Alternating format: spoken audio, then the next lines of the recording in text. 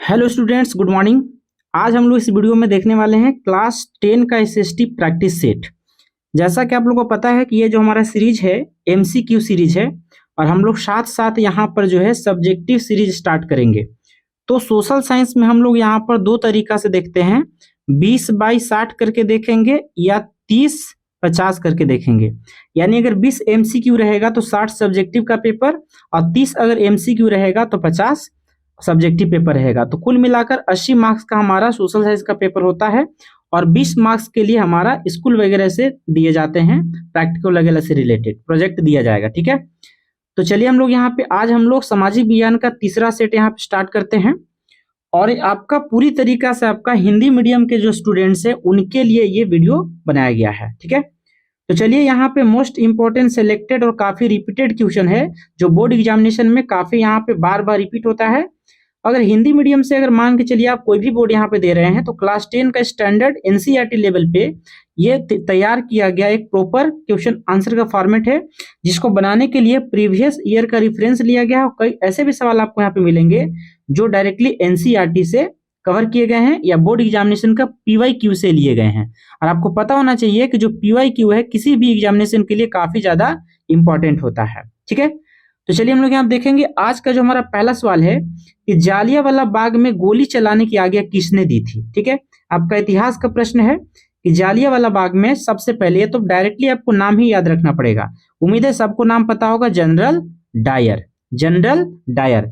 अगर आपसे डेट पूछा जाएगा तो आप यहाँ पे बोलेंगे 13 अप्रैल। ठीक है, 13 अप्रैल 1919 बैसाखी का दिन था। ठीक है, 13 अप्रैल 1919 जहां जनरल डायर के द्वारा आदेश दिया गया था गोलीबारी का। ठीक है, तो करेक्ट आंसर हो गया ऑप्शन नंबर ए। नेक्स्ट हमारा ऑप्शन नंबर 2, यानी कि सवाल नंबर आपका 2 है, रियो डी जेनेरियो पृथ्वी सम्मेलन। रियो डी जेनेरियो कहां पर हुआ था? ठीक है, अर्थ कॉन्फ्रेंस, अर्थ सम्मेलन, पृथ्वी सम्मेलन, नाम क्या था? रियो डी जेनेरियो पृथ्वी सम्मेलन, इस शहर का नाम भी है। और ये कौन सा देश में है? तो बोलेंगे ब्राजील देश में है। ठीक है, कौन सा देश में? ब्राजील। नेक्स्ट हो गया आपका क्वेश्चन नंबर 3। इसमें पूछा गया है कि भारत में शासन प्रणाली है, किस प्रकार की शासन प्रणाली है? तो भारत में हमारा संघात्मक है। संघात्मक का मतलब क्या होता है? फेडरल। संघात्मक का होता है फेडरल सिस्टम ऑफ गवर्नमेंट, यानी कि संघात्मक सरकार है। भारत में किस प्रकार की सरकार है? तो बोलेंगे संघात्मक सरकार है। ठीक है, भारत में कौन सी सरकार है? तो बोलेंगे संघात्मक सरकार है। ठीक है, चलिए, संघात्मक सरकार का मतलब क्या होता है कि पावर का जो डिवीजन होता है, यानी सत्ता की जो साझेदारी होती है वो अलग अलग रूप में किया जाता है। ठीक है, यानी सेंट्रल गवर्नमेंट से मान के चलिए आपका स्टेट गवर्नमेंट में, स्टेट गवर्नमेंट से लोकल गवर्नमेंट में। ठीक है, जिसको हम लोग बोलते हैं संघात्मक। तो भारत में कौन सी शासन प्रणाली है? तो बोलेंगे संघात्मक, यानी कि federal system of government. Next हमारे पास क्वेश्चन नंबर 4। इसमें पूछा गया कि लोकतांत्रिक सरकार उत्तरदायी होती है किसके लिए, किसके प्रति उत्तरदायी होती है? तो बोलेंगे लोगों के प्रति। जो लोकतांत्रिक सरकारें होती है वो किसके प्रति जिम्मेवार होती है? अकाउंटेबल बोला जाता है इंग्लिश में। उत्तरदायी का मतलब क्या होता है? अकाउंटेबल, यानी कि उत्तरदायी किसके प्रति? तो लोगों के प्रति, क्योंकि लोकतंत्र में सरकार को लोगों के द्वारा ही चुना जाता है। ठीक है, चाहे वो विधानसभा के चुनाव हो या फिर वो लोकसभा के चुनाव हो। तो क्वेश्चन नंबर 4 का आंसर हो गया ऑप्शन नंबर बी। नेक्स्ट हमारे क्वेश्चन नंबर 5 है। इसमें पूछा गया है कि उस संगठन का नाम बताइए जो अंतरराष्ट्रीय स्तर पर, यानी इंटरनेशनल लेवल पर जो प्रोडक्ट होते हैं उनका स्टैंडर्ड तय करता है। प्रोडक्ट तो हम लोग बोलेंगे ISO, international standard organization. ISO का फुल फॉर्म क्या होता है? International standard organization. यानी विभिन्न प्रकार के जो उत्पाद होते हैं, प्रोडक्ट होते हैं, उनको इंटरनेशनल लेवल पर यही मानक तय करता है कि उसका क्वालिटी क्या है, वो किस प्रकार से है, उसके बारे में सारा जो डिटेल होता है, डिस्क्रिप्शन, वही तय करता है। सारे स्टैंडर्ड तय किए जाते हैं आईएसओ के द्वारा। तो ऑप्शन नंबर हमारा सी बिल्कुल सही जवाब हो गया। अगर हम आईएसआई का बात करेंगे तो ये हो गया इंडियन स्टैंडर्ड, इंडिया के हिसाब से। आईएलओ क्या होता है? International labour organization. ठीक है, आईएलओ क्या होता है? International labour organisation. नेक्स्ट हमारे पास है इसरो। इसरो का फुल फॉर्म क्या होता है? तो इंडियन स्पेस रिसर्च ऑर्गेनाइजेशन। ठीक है, चलिए नेक्स्ट हमारे पास क्वेश्चन नंबर 6। इसमें पूछा गया है कि ऋण के औपचारिक स्रोत। देखिए, ऋण हमारे पास दो तरीका से मिलता है। एक मिलता है औपचारिक, यानी कि फॉर्मल। औपचारिक को हम लोग क्या बोलेंगे? फॉर्मल। एक होता है अनौपचारिक, इसको हम लोग क्या बोलेंगे, इनफॉर्मल। इसको हम लोग क्या बोलते हैं, इनफॉर्मल। फॉर्मल और इनफॉर्मल यानी औपचारिक और अनौपचारिक। तो ऋण का औपचारिक स्रोत कौन सा है, तो बोलेंगे नियोक्ता। यहाँ पे हम लोग क्या बोलेंगे, औपचारिक स्रोत। तो यहाँ पे हमसे पूछा गया है ऋण के औपचारिक स्रोत, ठीक है, औपचारिक, तो हमारे पास बैंक होगा। इसका करेक्ट आंसर क्या हो जाएगा, बैंक। तो ये हमारे पास हो जाएगा बैंक। लेकिन पूछा है कौन इसमें से नहीं है, बोला है कौन नहीं है, तो बोलेंगे नियोक्ता, यानी कि एम्प्लॉयर नहीं है। यानी बैंक हमारे पास औपचारिक है, सहकारी समितियां भी औपचारिक है, फाइनेंस की जो संस्था है वो भी औपचारिक है। तो जो औपचारिक नहीं है वो कौन है, नियोक्ता। यानी जहां पे हम लोग काम करते हैं वो हमारे एम्प्लॉयर होता है। तो अगर एम्प्लॉयर हमें लोन देता है तो उसको हम लोग अनौपचारिक कहेंगे, औपचारिक नहीं कह सकते, ठीक है। तो ऑप्शन नंबर सी आपका बिल्कुल सही जवाब होगा, ठीक है। नेक्स्ट हम लोग यहाँ पे देखेंगे क्वेश्चन नंबर 7। क्वेश्चन नंबर 7 में है कि निम्न में से कौन समकालीन दुनिया में, ठीक है, सबसे लोकप्रिय था, समकालीन दुनिया में, ठीक है। पूछा गया है निम्न में से कौन समकालीन दुनिया में सरकार का सबसे लोकप्रिय रूप है। अभी देखेंगे तो सबसे लोकप्रिय कौन है, तो बोलेंगे लोकतंत्र। तानाशाही हमारे यहाँ है नहीं, सैन्य शासन हमारे यहाँ नहीं, पाकिस्तान वगैरह में चलता है, कोरिया वगैरह में इस तरह के चलता है तानाशाही वगैरह। राजतंत्र नेपाल में था लेकिन कुछ समय पहले हटा दिया गया। भूटान में राजतंत्र अभी भी चलता है, ठीक है। तो हमारे जो भारत है या भारत जैसे बहुत सारे जो देश है अभी हमारे पास, है ना, हमारे विश्व में या एशिया के अंदर भी, तो वहां पे लोकतांत्रिक सरकार को सबसे ज्यादा महत्व दिया जाता है, सबसे ज्यादा उसको पॉपुलैरिटी मिला हुआ है, ठीक है। तो तानाशाही हमारे यहाँ नहीं चलता है, हमारे यहाँ कौन सा चलता है, लोकतंत्र। तो option number D correct answer होगा। नेक्स्ट आपका यहाँ पर है क्वेश्चन नंबर 8। इसमें हमसे पूछा गया है कि फ्रेडरिक सोर्यू, आपका इतिहास का ये सवाल आ गया, फ्रेडरिक सोर्यू कौन थे, तो फ्रांसीसी चित्रकार थे। ये हम लोग को चैप्टर के शुरुआत में हम लोग को पढ़ाया गया है, हम लोग पढ़े हुए भी हैं। वो कौन थे, तो बोलेंगे फ्रांस का चित्रकार थे, जिन्होंने 4 प्रकार के चित्र का सम्मिलित करके एक चित्र बनाने का प्रयास किया गया था, जिसमें उन्होंने यूरोप में राष्ट्रवादी सोच को दिखाने का प्रयास किया था, ठीक है। तो फ्रेडरिक सोर्यू कौन थे, तो फ्रांस का चित्रकार थे। ऑप्शन नंबर ए बिल्कुल सही हो जाएगा, ठीक है। नेक्स्ट आपका है यहाँ पर क्वेश्चन नंबर 9। इसमें हमसे पूछा गया है कि पहली प्रिंटिंग प्रेस का विकास, ठीक है, पहली प्रिंटिंग प्रेस का विकास किसने किया था, ठीक है, किसने किया था, तो बोलेंगे Johann Gutenberg. Option number C, इसका डायरेक्ट हम लोग को ध्यान रखना है, योहान गुटेनबर्ग जो पहला प्रिंटिंग प्रेस का विकास किया था, नाम है Johann Gutenberg. Next question number आप यहाँ पे 10 देखेंगे, तो 10 में हमसे पूछा गया है कि नवीकरणीय, ठीक है, यहाँ पर नवीकरणीय या नवीकरण योग, ठीक है, रिन्यूएबल, नवीकरण योग संसाधन नहीं है, नवीकरण योग संसाधन नहीं है। आप यहाँ पर देखेंगे सौर ऊर्जा भी नवीकरणीय है, खत्म नहीं हो रहा है, जल ऊर्जा भी नवीकरणीय है, पवन ऊर्जा भी नवीकरणीय है। पूछा है कौन नवीकरणीय नहीं है, तो बोलेंगे ऑप्शन नंबर ए, यानी जीवाश्म। जीवाश्म को हम लोग बोलते हैं बायोटिक फ्यूल, क्या बोलेंगे, बायोटिक फ्यूल, यानी कि जो जीवाश्म ईंधन है वो नवीकरणीय नहीं है, एक बार अगर खत्म हो जाएगा तो दोबारा जल्दी नहीं मिल पाएगा, ठीक है। चलिए नेक्स्ट हम पढ़ेंगे यहाँ पे क्वेश्चन नंबर 11। इसमें पूछा गया है कि ग्राम पंचायत की बैठकों की अध्यक्षता कौन करता है, तो ग्राम पंचायत में बैठक की अध्यक्षता कौन करता है, तो हम लोग यहाँ पे बोलेंगे ग्राम पंचायत, ठीक है, ग्राम पंचायत, तो बोलेंगे सरपंच। ग्राम पंचायत में कौन करता है, सरपंच। तहसीलदार और डिप्टी कलेक्टर तो हो ही नहीं सकता क्योंकि ये सब सरकारी अफसर हैं, ठीक है। तहसीलदार जो होता है या डिप्टी कमिश्नर है, ये क्या है, सरकारी अफसर हैं, ये तो ऐसे ही नहीं हो पाएगा। महापौर जो होता है वो नगर निगम में होता है, जो आपका नगर निगम होता है, जैसे आप मान लीजिए रांची की बात करेंगे, हमारे झारखंड के राजधानी क्षेत्र में, तो यहाँ पे आरएमसी है, यानी कि रांची म्युनिसिपल कॉर्पोरेशन, रांची नगर निगम। तो या तो नगर पालिका होता है, या तो कह सकते हैं उसी को म्युनिसिपल कॉर्पोरेशन कह सकते हैं, या कभी कभी म्युनिसिपल काउंसिल कहते हैं। जब छोटा स्तर होता है तो म्युनिसिपल काउंसिल, और बड़े स्तर पे अगर बात करेंगे तो म्युनिसिपल कॉर्पोरेशन, ठीक है। तो हमसे पूछा गया था यहाँ पे ग्राम पंचायत में तो बोलेंगे सरपंच, और नगर में बोलेगा तो बोलेंगे महापौर, और ग्राम पंचायत में बोला हुआ है तो क्या बोलेंगे, sarpanch. Option number C. Next है हमारे पास बैंकों के आय का प्रमुख स्रोत क्या है, यानी बैंक को इनकम कहाँ से मिलता है, तो बैंक को जो इनकम मिलता है कर्जदार और जमाकर्ता, यानी कर्जदार जो कि कर्ज लेते हैं और जमाकर्ता जो बैंक में पैसा को डिपॉजिट करते हैं, उनके बीच का जो ब्याज का जो अंतर होता है, ठीक है, वो उसका क्या कहलाता है, तो आय का स्रोत कहलाता है। उदाहरण के तौर पे अगर मान लीजिए आपको बैंक मान लीजिए जो है एनुअल ब्याज 3% मात्र देती है, ठीक है, जबकि हम अगर बैंक से लोन लेने जाएंगे तो कम से कम 9 से 10% का हम लोग से वो ब्याज लेगी। तो मान लीजिए 9% भी अगर ब्याज लेती है तो 9% ब्याज वो क्या करती है, हम लोग से लेती है, जबकि 3% ब्याज हम लोग को अकाउंट में मिलता है, यानी 6% का डिफरेंस। तो जो 6% का अंतर हुआ यह उनका आय का स्रोत कहलाता है, ठीक है। तो ऑप्शन नंबर यहाँ पे हो गया बी, बिल्कुल सही जवाब। नेक्स्ट हम लोग पढ़ेंगे क्वेश्चन नंबर 13, भारतीय मानक संस्थान, ठीक है, भारतीय मानक संस्थान का मुख्य कार्यालय कहाँ पर है? तो इसका मुख्य कार्यालय है न्यू दिल्ली। मुख्य कार्यालय को हम लोग हेडक्वार्टर कहते हैं, ठीक है, मुख्य कार्यालय को हम लोग क्या बोलते हैं? हेडक्वार्टर। तो दिल्ली में है। क्वेश्चन नंबर 14, इसमें पूछा गया है किस प्रकार की मृदा में कंकर अधिक पाए जाते हैं? किस प्रकार की मृदा में कंकर अधिक पाए जाते हैं? तो बोलेंगे जलोढ़ मृदा में। सबसे ज्यादा कंकर कहाँ पाए जाते हैं? जलोढ़ मृदा में।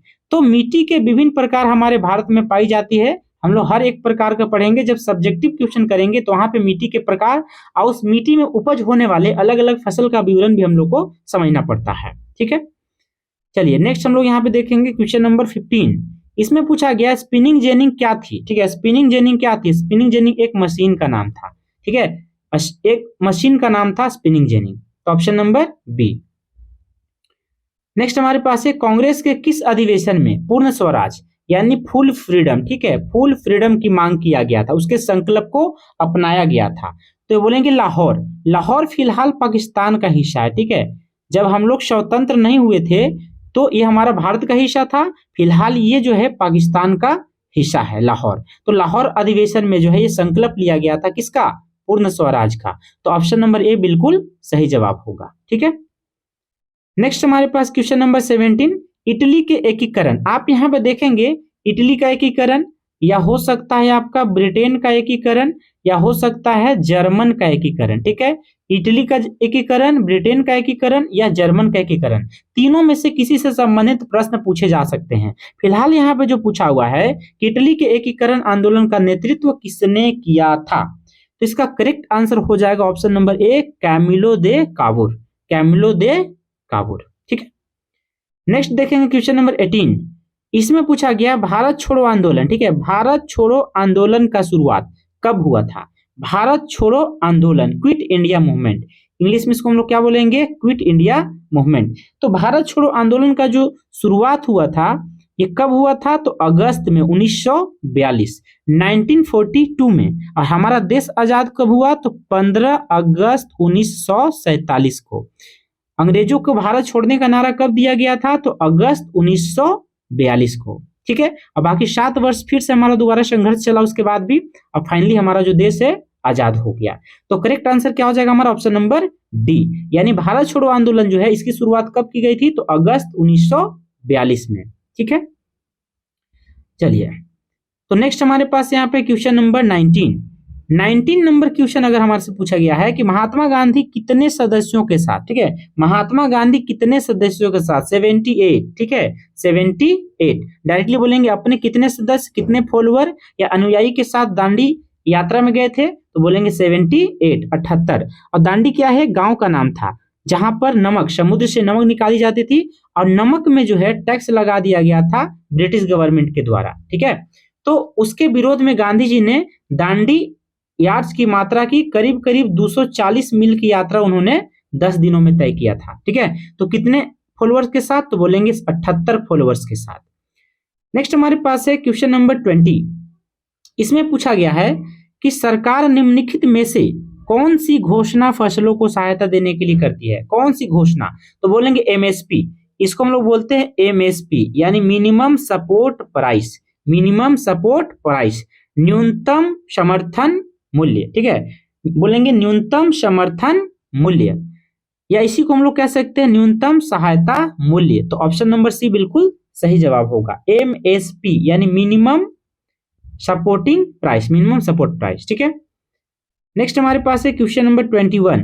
भारत की पहली रेलगाड़ी कब? ठीक है, भारत की पहली रेलगाड़ी कब? तो बोलेंगे 1853, ठीक है, बॉम्बे से ठाणे। ये कहां से कहां के बीच चली थी? तो बोलेंगे बॉम्बे से ठाणे, ठीक है, बॉम्बे से ठाणे। महाराष्ट्र में। तो 1853 में जो है भारत की पहली रेलगाड़ी चलाई गई थी। नेक्स्ट हमारे पास है यहाँ पर कि निम्न में से किस राज्य में अधिक काली मृदा पाई जाती है। ठीक है, निम्न में से किस राज्य में अधिक काली मृदा पाई जाती है। तो हम लोग यहाँ पे क्या बोलेंगे, गुजरात में। ठीक है, क्या बोलेंगे, गुजरात। तो हमारा करेक्ट आंसर यहाँ पे क्या हो जाएगा, तो बोलेंगे ऑप्शन नंबर ए, गुजरात।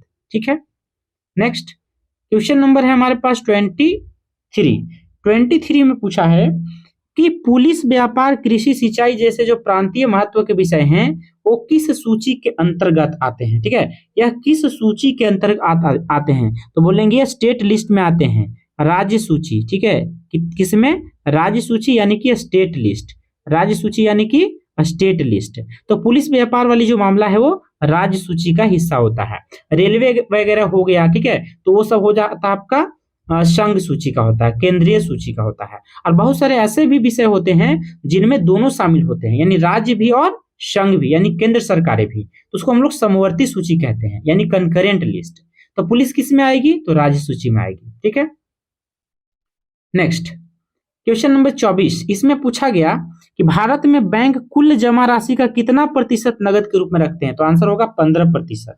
ठीक है, 24 नंबर का आंसर क्या होगा, 15%। अब बाकी 85% का इस्तेमाल वो लोग कहाँ पे करते हैं, तो लोन वगैरह देने के लिए लोग इस्तेमाल करेंगे। लेकिन भारतीय रिजर्व बैंक का मतलब भारतीय जो रिजर्व बैंक है, यानी इसको लोग आरबीआई कहते हैं। ठीक है, RBI, reserve bank of India, इसका नियमावली ये कहता है कि सारे बैंक जो उसके अंडर में काम कर रही है, भारत का सेंट्रल बैंक कौन है, आरबीआई, यानी केंद्रीय बैंक कौन है, आरबीआई।